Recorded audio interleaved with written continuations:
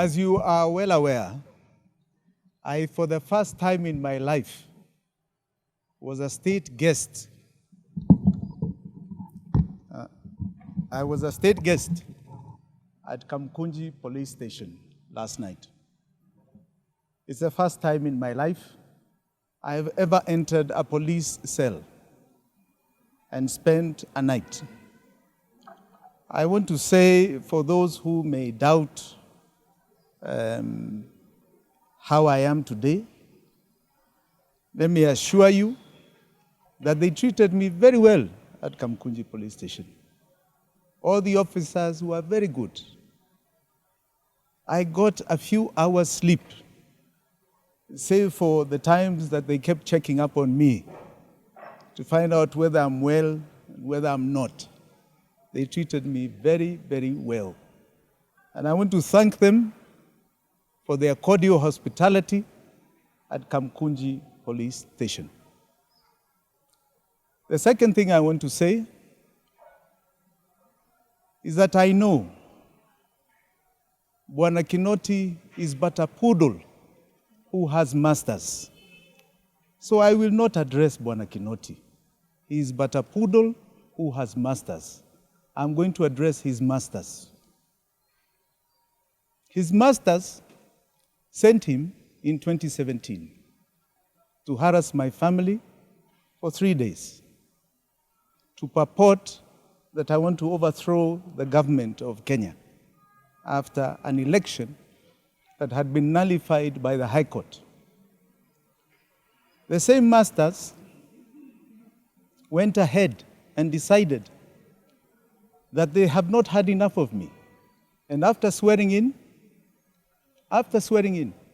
they came for me again. The same masters came for my father, my 80-year-old father. In fact, not 80, 90-year-old father, who has never seen a police cell like I have seen today. Never. The same masters put an obituary of me in a newspaper and advertised my death. That is what is called a death promise. And since then, they have not stopped. They have not stopped. They did this primarily at the time because I was supporting the candidature that was in opposition to them, the candidature of Raila Odinga. In March 9th, 2018, my friend Raila Odinga went and had a handshake with that master. He went and had a handshake with that master. And when he had that handshake with that master, he went alone. I repeat, he went alone. He did not go with the people, the generals who were part of that fight in 2017. I was among them. In fact, we were together the day before. And the day before that, we were planning how to march to State House because he had been sworn in. How is he going to take his office? And in that meeting, I want to tell you, we were James Orengo, myself, and him. Orengo and I were shocked on the 9th when we saw him on TV like everybody else. He went alone. He left the generals he was in NASA, Kalonzo Musyoka, Musalia Mudavadi, and Moses Wetangula. He left them too. He went alone. But he didn't just leave the generals. He left behind people who had sacrificed their lives. We have a count of 82 people who lost their lives during that period, between the election in August 8th to March 9th. 82 people that lost their lives, including baby Pendo. He left them behind. There is Miguna, whose only crime, alleged crime, is that he swore Raila Odinga in. He left him behind. There is Moses Kajwang, whose only crime was wearing a wig at the swearing in. He did not even participate.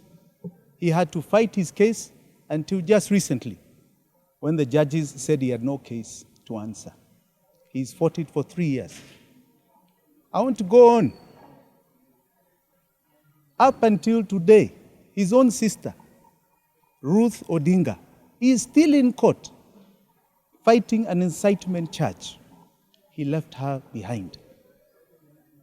He left her behind to eventually come and tell us that his sole purpose for seeking Azimio presidency is to follow in the footsteps, nyayo za that master, and perpetuate the policies of that master. That master promised Kenyans a better life. And within 4 years, we had a poverty level that he inherited with Kibaki's regime of 38%. That master and his partner, within 4 years, had brought that poverty rate to 53%. Those are not the policies to follow. That is a betrayal to all of us. And I say here today that my friend Raila Odinga is Judas Iscariot, who for 30 pieces of silver, betrayed the truth and justice that was exemplified by Jesus Christ. That is who he is. They say when somebody shows you who he is, he advertises himself, don't doubt him. Do not doubt him. And I say this with a very clear conscience. A very clear conscience. And I want to today brand that partnership between the master of the poodle, who is a partner in the Azimio, with my friend Raila Odinga. Because let me tell you, it is not personal. I personally here do not personally feel betrayed. I can handle my own problems. I can handle my issues. I don't need anybody's help. I don't. God is there, and God will always save the righteous. I want to categorically state here, when I say betrayal, it is betrayal of many of those who cannot defend themselves, many of those who lost their lives for a cause that was better than what one is saying today he's going to follow. I remember the slogans in 2017, just like you and I. Those slogans, I think you recall, the driver had a particular name, now the conductor had a particular name. To tell us today that that is what you're going to follow is a big betrayal to those who have espoused the ideals which you have said you follow. So you are Judas. Na hiyo azimio ni azimio ya usaliti, si ya umoja. Ni azimio ya usaliti. And we shall see you at the ballot, and you shall know not only the wrath of God, but that of the people of Kenya. Asanteni sana. Just from where you picked, you are running with ODM ticket. Now that you've said Raila is a Judas, will you still compete with him? Oh, yes. Absolutely. Absolutely. Where did he consult ODM to go for a handshake? Where did he consult ODM to go to Azimio? Wapi? That's why I'm telling you, what he did is personal. I espouse the ideals and the foundation of ODM. Na si chama ya mtu moja. We are going to categorically campaign in that party and have a delegates congress, because that is the constitution of that party. I am in ODM. I can tell you that. And are you going to sue for the damages they did to your premises? I think this time, in the previous times I have avoided. I have avoided. But this time, I think I have no choice. We are going to do an assessment and sue because they got the court order and they themselves are just pretending. So I think we are considering that.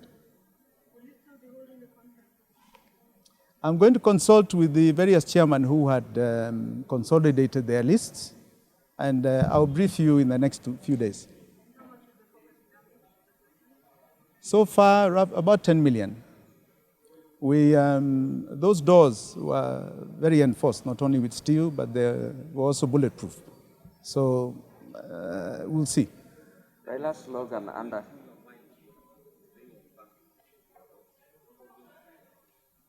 I'll tell you, I was in that part of my office with my son and my lawyer and a very good friend called Steve Mbogo.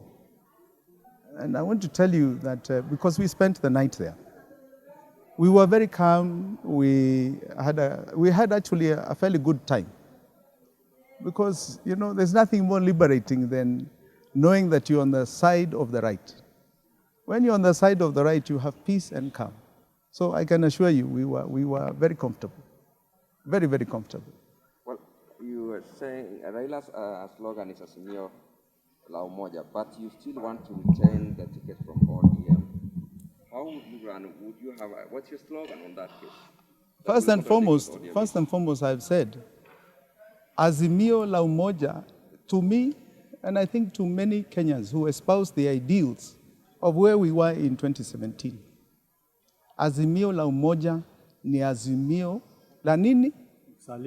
Usaliti. Let's start there. I am proposing to continue the ideals of ODM, those that were espoused and you saw in 2017 up until to date. That is where we have a difference. Should you now win the ticket from ODM, would you now delink from the entire thing? Oh, we'll have an election that most likely will remove most of those people who support a different agenda. Thank you.